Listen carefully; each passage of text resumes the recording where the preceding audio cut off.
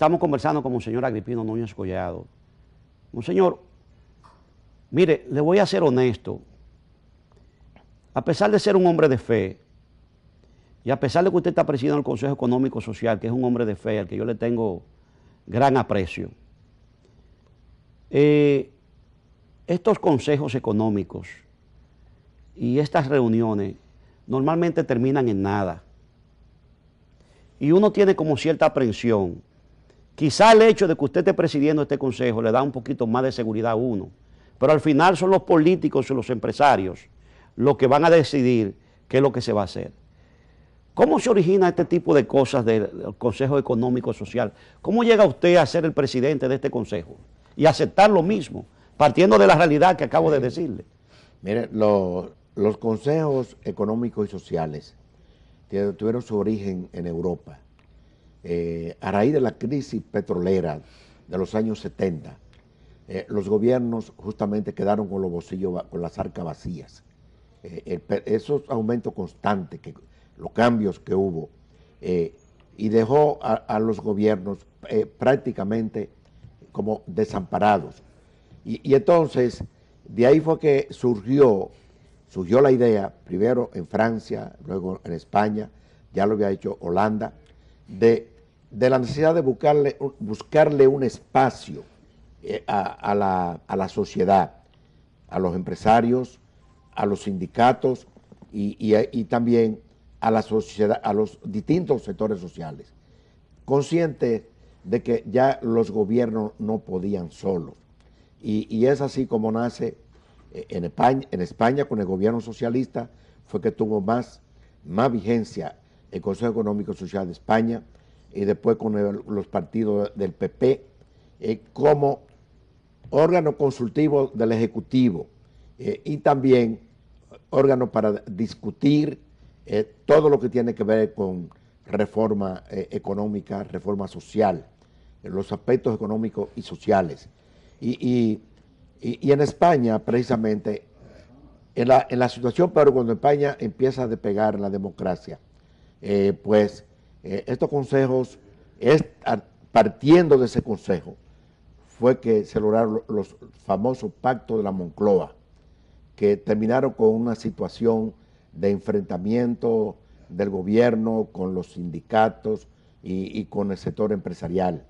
Y eso le trajo una paz laboral muy, muy importante a España.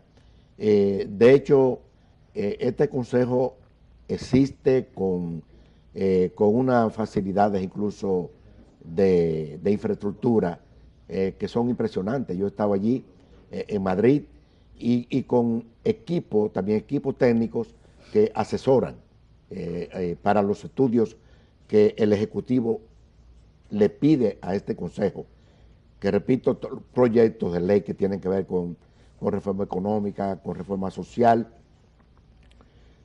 Antes del Ejecutivo mandarlo al Congreso o a las Cortes, como es allá, pasan por la opinión del Consejo Económico Social. De este Consejo. Ya está instaurado. De hecho, nosotros tenemos, con rango constitucional, como usted lo decía. Entonces, el presidente Fernández, justamente el año 2005, él quiso, en esa política que él tiene, que tenía la visión también de incorporar la participación de los sectores sociales o de toda la sociedad,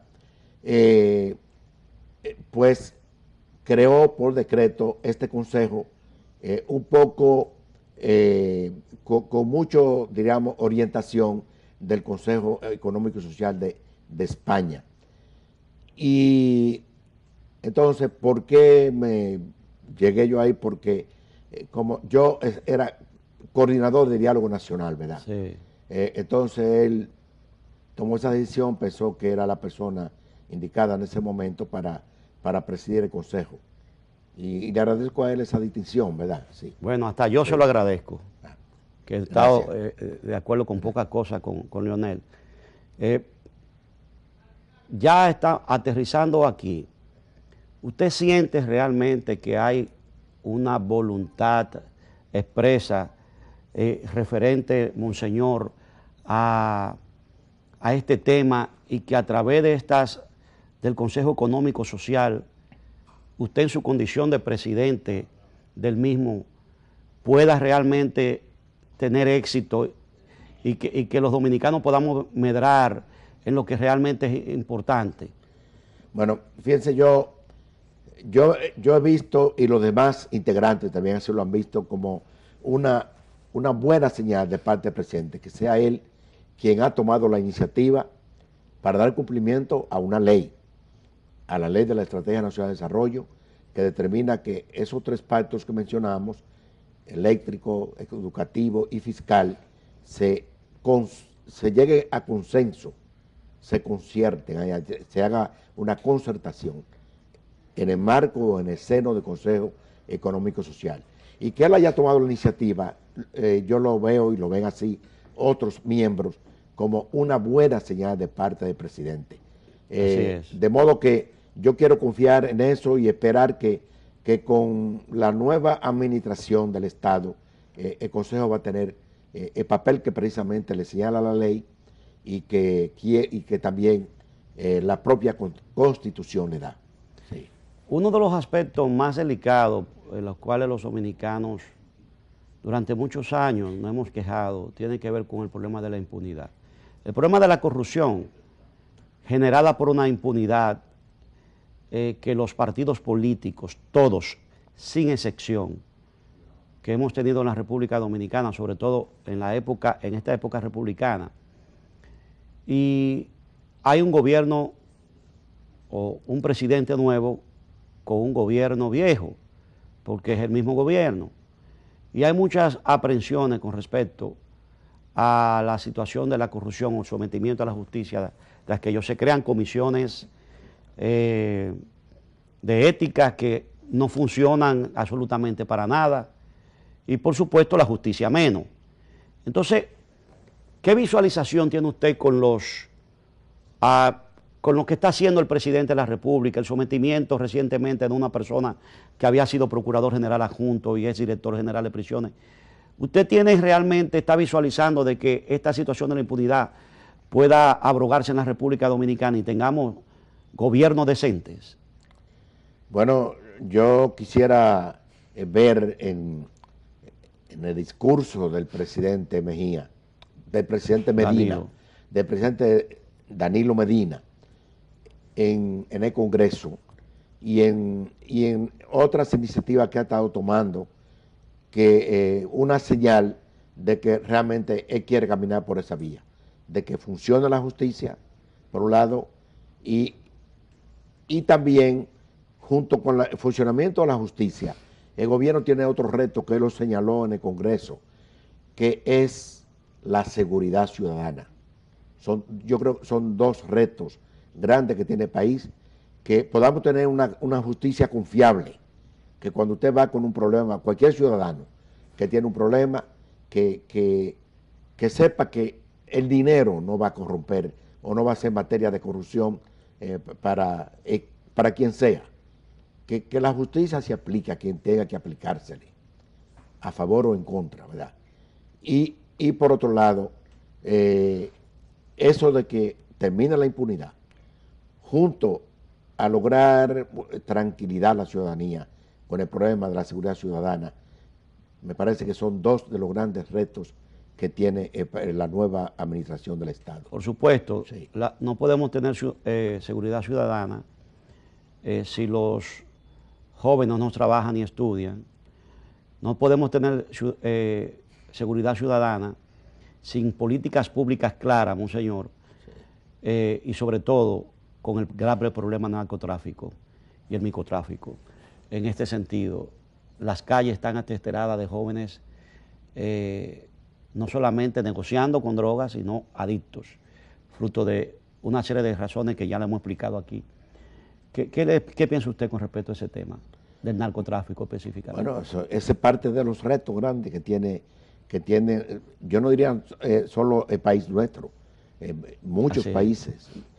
Prácticamente, digo, el narcotráfico ha tomado, si se quiere, un poder que arropa gran parte de la sociedad y sobre todo muy preocupante que empiece hasta por los adolescentes ya.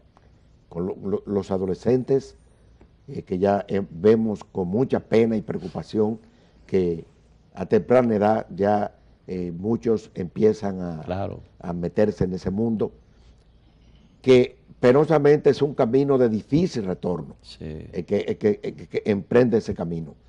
Pero en la medida que, como usted señala, que no hay empleo, que como que se cierran los caminos a la esperanza, pues entonces el muchacho, el joven, pues se agarra de lo que sea, y por eso cae en la droga y puede caer hasta incluso metido en una banda de delincuentes. Hace falta una reflexión grande y yo diría espíritu de apertura y sentido de solidaridad de todos los sectores. Yo diría una reflexión para ver cuáles son los remedios de corto, mediano y largo plazo que se deben empezar a aplicar para que este mal no siga ampliándose y que cada vez tengamos solo que lamentarnos de que más jóvenes están sin empleo y más jóvenes están metidos en estos malos caminos. ¿Cómo llegamos, monseñor, los dominicanos a convertirnos en un país, compitiendo inclusive con países mucho más grandes, el triple de grande de la República Dominicana, en cantidad inclusive de personas, por supuesto, y nos convertimos en un país de matar mujeres? Los famosos feminicidios, que es algo que es sorprendente. Parecería que el diablo se ha ensañado con esta sociedad y sobre todo con las mujeres. Sí, bueno, es un problema. Primero, siempre tenemos que ir a lo que todo el mundo dice porque es una realidad, es la educación, Sí. Mejorar la educación a todos los niveles, desde la primaria hasta la universitaria, en la técnica. Para el aspecto de la competitividad, el tamaño de un país no es lo que determina si puede o no puede competir. Y la prueba la tenemos en los países asiáticos. Singapur es un pedacito, es un puerto así prácticamente. Taiwán es la tercera parte de la República Dominicana. Y sin embargo está compitiendo con los monstruos económicos. Y Japón lo mismo. Habría que ver cuál es la inversión del Producto Interno Bruto de esos países en educación. Exacto, porque empezaron con la educación, ¿verdad? Claro. Empezaron ahí. Y entonces Japón no tiene minería, no tiene recursos naturales en sentido general, pero tiene recursos humanos. Y entonces, y fruto de eso, ¿qué pasa? Si nosotros, incluso en las calles, si nos fijamos en los vehículos, yo creo que, yo no sé, más del 90% son marcas japonesas. Así es. Desde la jipeta hasta los carritos de concho. Así es. Sí. Le tomamos la palabra entonces ya finalmente al presidente de la República de que a partir del 2013 tendremos el 4% del Producto Interno Bruto en educación. Bueno, justamente... ¿Tiene fe usted de que realmente eso sea así? Yo creo que él tiene eso, yo creo que es una decisión irreversible. Cuando él me visitó justamente para hablarme de los pactos, y yo le pregunté cómo él veía en el panorama económico que iba a recibir la posibilidad de aplicar el 4%. Me dijo, eso va, y hay manera de gastarlo. La segunda pregunta, sí, porque va a construir 10,000 escuelas. Lo dijo también en el Congreso. Él tiene ese propósito de cumplir el 4% y que se gaste. Y creo que junto con eso, con la construcción de las no escuelas, 10,000 aulas, con las aulas que faltan, que también se mejore a lo interno el Ministerio de Educación, en el sentido de que pueda también, qué sé yo, no solamente mejorar la condición educativa de los propios maestros, su nivel educativo. Por supuesto, pagándole más sueldo, para que no tengan 2 y 3 tandas. Claro, y dándole incentivos que le lleven a tener una vida digna también. Exactamente. Los maestros. Pero sí, yo incluso sé por medio de algunos de los más cercanos colaboradores presentes, que en la elaboración del presupuesto le he dicho, primero el 4% y después hagan lo que se pueda. No, señor, muchísimas gracias, que Dios le bendiga, de verdad que ha sido refrescante. Yo creo que hemos abarcado un poco toda la situación que está aconteciendo en la República Dominicana. Yo sé que esta entrevista que usted, hombre, le está dando de ir a muchos programas, yo le agradezco infinitamente, y sobre todo lo que pasó para llegar aquí, de verdad que sí. Será pues hasta la próxima semana, cuando una nueva entrega de Marte Piantini Comenta, si Dios lo permite, estaremos con todos ustedes.